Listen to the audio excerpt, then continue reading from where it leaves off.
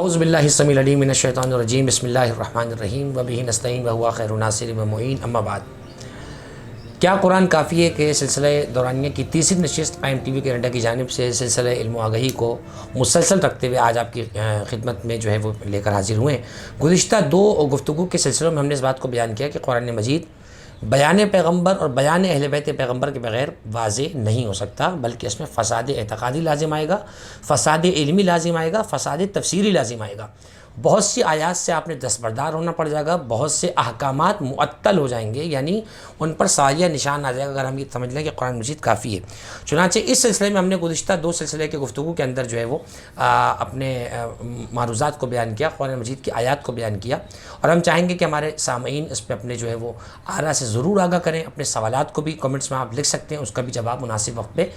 دیا جائے گا، اور مسلسل اس پیغام کو سنیں تاکہ فی زمانہ جو فسادات عقائد کے ہمارے سامنے ہیں ان میں ہمارے یہ سلسلہ گفتگو اور قائم ٹی وی کا یہ جو پروگرام ہے یہ سنگ میل کی حیثیت ثابت ہو۔ آج سورہ مبارکہ فاطر کی ابتدائی آیت کا ٹکڑا، سورہ فاطر کی 32ویں آیت کا ابتدائی ٹکڑا، ثم اورثنا الکتاب الذین اصطفینا من عبادنا، ہم نے اپنی اس کتاب کا وارث مصطفیٰ بندوں کو بنایا ہے۔ یہاں پہ بھی بات واضح ہو گئی کہ قرآن مجید اگر کافی ہوتا تو اس کے وارث بنانے کی ضرورت نہ پڑتی۔ خود اللہ سبحانہ و تعالیٰ نے نص بیان فرمائی، آپ نص سے ہاتھ کیسے اٹھا سکتے ہیں؟ نص عربی کے اندر اس واضح عبارت کو کہا جاتا ہے جس میں صراحت کے علاوہ کوئی دوسری چیز موجود نہ ہو، یعنی اس کی آلٹرنیٹ کوئی چیز موجود نہ ہو۔ جب واضح طور پہ اللہ نے کہہ دیا ثم اورثنا الکتاب الذین اصطفینا من عبادنا، ہم نے اپنی کتاب کا وارث مصطفیٰ بندوں کو بنایا ہے، اس کا مقصد یہ ہوا اب جب بھی قرآن مجید کے دقائق پر، قرآن مجید کے کچھ آیات پر اگر اشتباہ وارد ہو، اگر اس کی تفسیر و تعویل کا کوئی مسئلہ ہو تو ہمیں رجوع کرنا پڑے گا ائمہ اہل بیت کی طرف۔ کیا قرآن کافی ہے کہنے والے مجھے یہ بتائیے، لوح قرآنی جو ہے جس کا آپ صبح صبح دیکھتے ہیں اٹھ کر نقشے کی صورت میں بنے ہوئے ہوتے ہیں، مجھے بتائیے الف لام میم کا معنی آپ کیا کرتے ہیں جو قرآن کافی ہے کہتے ہیں؟ مجھے بتائیں اگر قرآن کافی ہے ذرا الف لام میم کا معنی تو کر کے بتائیے۔ آپ الف لام میم کا معنی بریکٹ میں نیچے کیا کرتے ہیں وہ ہم نے پڑھا ہے ترجمے میں، وہ آپ ترجمہ یہ لکھتے ہیں کہ اللہ اور اس کا رسول جانے۔ مجھے بتائیے وہ لفظ جو اللہ اور رسول کے علاوہ کوئی جانتا ہی نہیں، اسے قرآن مجید میں رکھنے کا فائدہ کیا ہوا؟ بظاہر اس کی کوئی حکمت نظر نہیں آ رہی ہے، لیکن اس کی حکمت ہے۔ اللہ یہ بات جانتا تھا کہ سرکشی اتنی عروج پر ہوگی کہ لوگ یہ عقیدہ بنا لیں گے اور لوگ ہر بات پہ کہیں گے قرآن مجید میں دکھاؤ، قرآن مجید میں دکھاؤ، قرآن مجید میں دکھاؤ۔ چنانچہ اللہ سبحانہ و تعالیٰ نے اس جملے کو کاؤنٹر کرنے کے لیے، اس عقیدے کی بیخ کنی کرنے کے لیے، اسے جڑ سے اکھاڑنے کے لیے اللہ نے قرآن مجید کے اندر لوح قرآنی کو رکھا۔ چنانچہ تفسیر کی کتابوں میں یہ والی بات موجود ہے۔ ابو القاسم قشیری کی تفسیر قشیری کو اگر آپ جا کر پڑھیں، اہل سنت کے صوفی عالم دین ہیں، انہوں نے لکھا لوح قرآنی کے ذیل میں ان سے پوچھا گیا کہ ان کے معنی کیا ہیں؟ وہ کہتے ہیں حضرت امام جعفر صادق علیہ السلام سے جب پوچھا گیا لوح قرآنی کیا ہے، لوگ کہتے ہیں کہ اس کا معنی کسی کو نہیں معلوم۔ امام نے فرمایا عام لوگ کیا کہتے ہیں؟ کمولا عام لوگ یہ کہتے ہیں کہ اس کا معنی اللہ اور رسول کے سوا کوئی نہیں جانتا۔ امام نے فرمایا کذب الناس واللہ، امام نے کہا اللہ کی قسم لوگوں نے جھوٹ کہا ہے، یہ ہو ہی نہیں سکتا کہ جو چیز صرف اللہ اور اس کا رسول جانتا ہو اسے لوگوں کے سامنے بیان کر دیا ہو۔ وہ اشارہ بیدہ الی صدرہ الشریف، اور یہ کہہ کے امام نے اپنے سینے پہ ہاتھ رکھا، فرمایا واللہ نحن نعلمھا، اللہ کی قسم ہم لوح قرآنی کو جانتے ہیں کہ وہ کیا ہیں۔ میں نے جیسے پہلی گفتگو میں کہتا کہ کچھ آیات متشابہ ہیں، دوسرے گفتگو میں ہم نے اس کو بیان کیا تھا، ان متشابہ آیات میں سے ایک الف لام میم ہے، ہا میم ہے، یا سین ہے، کاف ہا یا عین صاد ہے، طا سین ہے، نون ہے، یہ جو الفاظ ہیں لوح قرآنی ہیں۔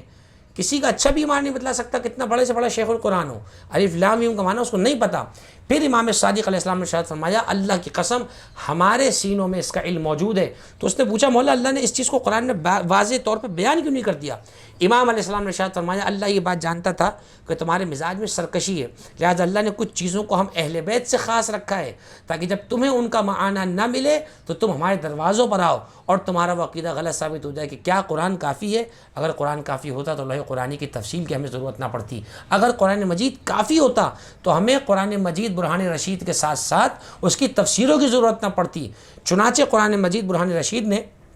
ایک اشارہ ہمیں یہاں دے دیا، آج گفتگو ہماری یہاں سے آگے بڑھے گی۔ سورہ فاطر کی 32ویں آیت میں اللہ نے ارشاد فرمایا کہ ہم نے اپنی کتاب کا وارث مصطفیٰ بندوں کو بنایا ہے۔ دیکھیے جب اللہ نے استفاء کا ٹائٹل خود دیا ہے نا تو اب یا تو اللہ خود بتائے مصطفیٰ کون ہے، یا خود حضرت پیغمبر محمد مصطفیٰ صلی اللہ علیہ وآلہ وسلم، یا اب وہ بتائیں کہ مصطفیٰ کون ہے۔ چنانچہ آپ کی خدمت میں چند ایک چیزیں پیش کرتا ہوں، آپ کی خدمت میں بیان کریں گے تاکہ اس کو واضح کر کے آپ کے سامنے گفتگو کو بیان کیا جائے۔ سورہ مبارکہ فاطر کی اس آیت کے ذیل میں اگر آپ دیکھیں گے، بہت ساری احادیث کو مختلف مفسرین نے لکھا ہے۔ حدیث ثقلین بڑی مشہور و معروف حدیث ہے، جس پہ 2 جلد صاحب کی ابقات الانوار نے حدیث ثقلین کی سند پہ لکھی ہے۔ حدیث ثقلین اتنی متواتر حدیث ہے کہ آج کے زمانے کے اہل سنت کے علماء کو بھی یہ خیال آ رہا ہے، اور وہ بھی کہتے ہیں کہ اس حدیث کو چھپانا نہیں چاہیے تھا۔ پیغمبر نے کئی مواقع پر غدیر سمیت یہ بیان فرمایا تھا کہ میں قرآن اور اہل بیت چھوڑے جا رہا ہوں۔ تو یہاں پر بھی آپ کی گوٹی پھنستی آ کر وہ یہ کہ قرآن اگر کافی ہوتا تو اہل بیت کو ساتھ کیوں چھوڑا جا رہا ہے، اور پھر اس پر ترہ امتیاز پیغمبر سند دے کے فرما رہے ہیں کہ وَلَن يَفْتَرِقَا حَتَّى يَرِدَ عَلَيَّ الْحَوْض، یہ دونوں کبھی جدا نہیں ہوں گے، میرے پاس آئیں گے، چاہے تم جتنا کہو قرآن کافی ہے۔ تم جب کہو گے قرآن کافی ہے تو قرآن بڑھ کے کہے گا کہ مجھے اہل بیت مصطفیٰ کافی ہیں۔ اگر قرآن کافی ہوتا تو نصرانیوں کو، نجران کے نصارہ کو آیتیں سنانے کے بعد کافی ہو جاتا، لیکن خود پیغمبر کے زمانے میں خالی قرآن کافی نہ ہوا، اہل بیت کو مباہلے کے لیے ساتھ لے جانا پڑا۔ تو چنانچہ کس نے آپ سے کان میں کی کہہ دیا قرآن کافی ہے؟ چنانچہ آپ دیکھیے سوائق محرقہ امام ابن حجر مکی کی کتاب اہل سنت کے عالم ہے، 947 ہجری کی، یہ عالم اہل سنت کے 974 ہجری، انہوں نے اپنی کتاب کے اندر ایک پوری فصل قائم کی، باب فضائل اہل بیت النبی، اور اس کے اندر یہ حدیث لے کر آتے ہیں جا کر کہ پیغمبر نے ارشاد فرمایا انی تارکن فیکم الثقلین کتاب اللہ و عطرتی اہل بیتی، کہ میں تمہارے درمیان 2 چیزیں چھوڑے جا رہا ہوں۔ اسی طریقے سے آپ آئیے کہ آپ کی خدمت میں میں عرض کروں، اسی حدیث کو علماء اہل سنت نے مزید کتابوں میں بیان کیا۔ یہ آپ کے سامنے کتاب میں کھول رہا ہوں، رشفت السعدی، اور رشفت السعدی یہ کتاب اہل سنت کی، اگر آپ اس کو بھی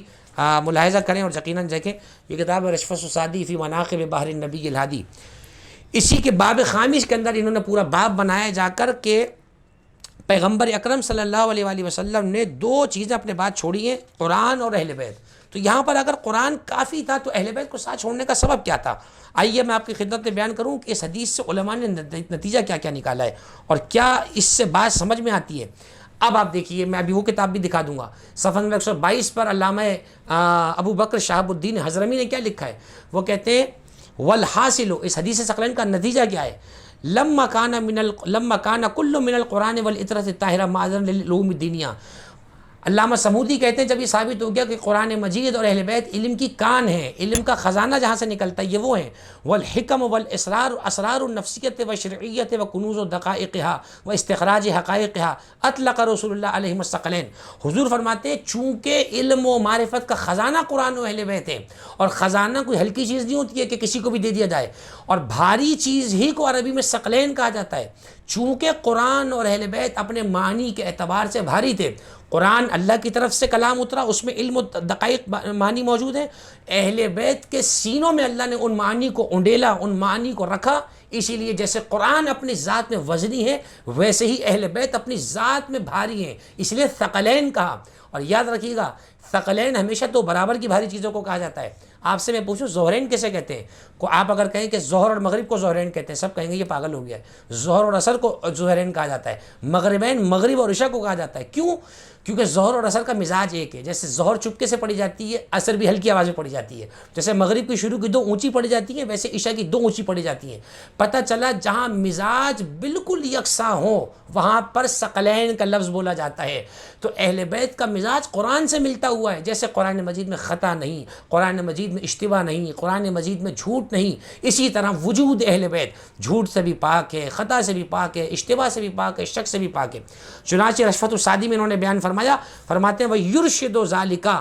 حِسُّهُ صلی اللہ علیہ وآلہ وسلم، فرماتے ہیں پیغمبر نے بھی اسی بات کی طرف ابھارا ہے اپنی امت کو، اور کیا فرمایا وَالتَّمَسُّكُ وَالتَّعَلُّمُ مِنْ أَهْلِ بَيْتِهِ، پیغمبر نے تمسک اور تعلم کا کہا ہے کہ اہل بیت سے جڑے رہو، اہل بیت سے چمٹے رہو۔ میرا سوال ہے، علامہ سمودی 911 ہجری کے اتنے بڑے عالم ہیں آپ ہی بتائیے جب قرآن موجود تھا، قرآن کافی تھا، تو کیا ضرورت تھی کہ میں اہل بیت سے تمسک اختیار کروں؟ کیا اہل بیت کے ہونے کی ضرورت تھی قرآن کے ساتھ؟ جی ہاں، وہ کہیں گے ضرورت تھی، پڑھے لکھے کو ضرورت تھی، لیکن جو شخص علم سے فارغ ہو چکا ہو، جس کے پاس علم نہ ہو، اسے کیا معلوم کہ وہ کہاں ہوگا؟ 911 ہجری کے عالم دین اہل سنت کے، اور یہ وہ عالم دین ہے جنہوں نے 550 سال پیغمبر کی وفات کے بعد آخری مرتبہ پیغمبر کی اصل قبر کی جو دیوار ہے اس کو دیکھا تھا، اس کے بعد سے آج تک روضہ نبی صلی اللہ علیہ وسلم مکمل طریقے سے بند ہے۔ یہ وہ عالم دین ہے، انہی کی کتاب ہے وفاء الوفا فی اخبار دار المصطفیٰ، رسول اللہ کے گھر کے حوالے سے جو روایات ہیں، کیسا تھا اس کا ڈائنامکس کیا تھے، اس حوالے سے بھی ایک پوری کتاب علامہ سمودی نے لکھی ہے وفاء الوفا۔ چنانچہ کہ بڑے معروف عالم اہل سنت کے، انہوں نے صفحہ نمبر 243 پر 243 پہ جب بیان کیا حدیث ثقلین کی، انہوں نے تو اسی کو بیان کیا جو بھی میں نے آپ کے سامنے رشفت السادی سے بیان کیا ہے۔ قل تو فرماتے میں یہ کہتا ہوں، یعنی کوئی شیعہ عالم نہیں کہہ رہا، اہل سنت کے عالم نے حدیث ثقلین کو کیا سمجھا ہے، چنانچہ انہوں نے بھی وہی والی پوری بات بیان کی ہے کہ قرآن مجید اور اہل بیت دونوں وزنی بھاری چیز تھے اپنے علوم اور معرفت کے اعتبار سے، چنانچہ پیغمبر نے ان کو جو ہے وہ ثقلین کہا۔ اگلا جملہ سنیے کیا ہے، وکیلا سماح ثقلین، ایک قول اور بیان کیا گیا کہ اسے ثقلین کیوں کہا جاتا ہے، لأن الاخذ بہما، کیونکہ ان دونوں سے لینے کا حکم دیا اللہ نے۔ مجھے بتائیے اگر قرآن کافی ہے تو قرآن کے ساتھ اہل بیت سے لینے کا حکم پیغمبر کیوں دے رہے ہیں، جبکہ یہ اعتقاد ہمارا سب کا ہے کہ قرآن مجید میں اللہ نے بیان فرمایا کہ وما ينطق عن الهوى ان هو الا وحی یوحی، کہ مصطفیٰ اللہ کی وحی کے بغیر کچھ نہیں بولتے۔ تو خود اللہ جب پیغمبر سے یہ کہلوا رہا ہے کہ کہہ دو قرآن و اہل بیت ایک دوسرے کے ساتھ ہمیشہ رہیں گے، تو یہ جملہ کہنا غلط ہوگا کہ قرآن کافی ہے، جی قرآن کافی نہیں ہے۔ فرمایا والعمل بما یلتقی عنہما،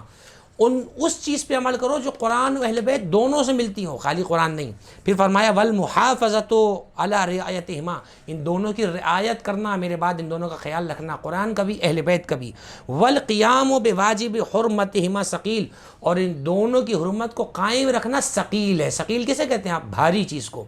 جیسے قرآن مجید کے مقام مرتبہ سمجھنا، اس کو مینٹین کرنا، اس کے پروٹوکولز کو بھاری ہے، ویسی اہل بیت علیہ السلام۔ اسی طریقے سے عجیب و غریب جملہ انہوں نے بیان فرمایا، ثانیھا، دوسرا جملہ حدیث ثقلین کا کیا ہے، الذین وقع الحث علی التمسک بہم من اہل البیت ہم العلماء بکتاب اللہ عز وجل۔ اب یہ جو بیان فرمایا کہ قرآن و اہل بیت کو ساتھ ساتھ رکھنا، فرماتے ہیں قرآن و اہل بیت کو ساتھ ساتھ کیوں رکھا، کیونکہ ہم العلماء بکتاب اللہ، کیونکہ اہل بیت وہ ہیں جو اللہ کی کتاب کے عالم ہیں، صرف مدرسے کا پڑھا ہوا عالم نہیں ہے، اہل بیت اللہ کی کتاب کے مکمل عالم ہیں۔ پھر اس کے بعد جملہ سنیں کیا ہے، وَهُمُ الَّذِينَ لَا يَقَعُ بَيْنَهُمْ وَبَيْنَ الْكِتَابِ اِفْتِرَاقٌ حَتَّى يَرِدُوا عَلَى الْحَوْضِ، قرآن اور اہل بیت میں کبھی جدائی نہیں ہو سکتی، یہ دونوں ہمیشہ ساتھ رہیں گے۔ اس کے بعد کام کی چیز آپ کی بیان کرتا ہوں، اور حدیث ثقلین سے امام زمانہ کا بھی وجود ثابت ہوتا ہے۔ صفحہ نمبر 244 پہ کہتے ہیں ثالثھا، تیسرا پوائنٹ حدیث ثقلین کا کیا ہے، اِذ ذَلِكَ يُفْهَمُ وُجُودُ مَنْ يَكُونُ أَهْلًا لِلتَّمَسُّكِ مِنْ أَهْلِ الْبَيْتِ، یہ جو پیغمبر نے کہا قرآن و اہل بیت ہر زمانے میں ساتھ رہیں گے، ان سے جڑے رہنا، اس کا مقصد یہ ہوا ہر زمانے میں اہل بیت کا ایک فرد ہونا چاہیے، ورنہ پیغمبر کا یہ جملہ عبث ہوگا، نعوذ باللہ، استعمال کے بیکار ہوگا یہ جملہ کہ اہل بیت کے ساتھ رہو، قرآن و اہل بیت ساتھ ساتھ ہیں۔ اس کا مقصد کیوں، ہر زمانے میں امام کا وجود ثابت ہے۔ فرمایا فی کل زمان وجود فیہ الی قیام الساعہ، قیامت کے وقت تک ہر زمانے میں ایک فرد اہل بیت کا ہونا چاہیے۔ یہاں پر امام زمانہ کا وجود ثابت ہو گیا۔ آپ کہتے ہیں امام زمانہ اس وقت موجود نہیں ہے، امام مہدی پیدا ہوں گے، مجھے بتائیے اس زمانے میں پیغمبر کی حکم کے مطابق قرآن کے ساتھ کون ہے، اور پیغمبر نے کہا تھا کہ جدا نہیں ہوں گے۔ اسی طریقے سے فرمایا کما ان الکتاب العزیز کذالک، جیسے ہر زمانے میں قرآن کا ہونا ضروری ہے کہ قرآن سے تمسک کیا جائے، ویسے ہر زمانے کے اندر جو ہے وہ اہل بیت کے ایک فرد کا ہونا ضروری ہے۔ اور اسی حدیث سے یہ بات ہمارے سامنے بیان واضح طور پہ نکل کے آ جاتا ہے کہ قرآن مجید برہان رشید اہل بیت علیہ السلام کے ساتھ پیغمبر کے فرمان کے ساتھ ہی ہمارے سامنے پہنچ سکتا ہے۔ چنانچہ جب ہم بات کرتے ہیں قرآن و حدیث کی تو ہم بھی یاد رکھیے گا، حدیث بھی جب ہم کہتے ہیں تو حدیث بھی ظاہر ہے کہ کچھ وجود مقدس ہی ایسے ہوں گے جن سے بیان ہوگی، تو وہ وجود مقدس جو ہے وہ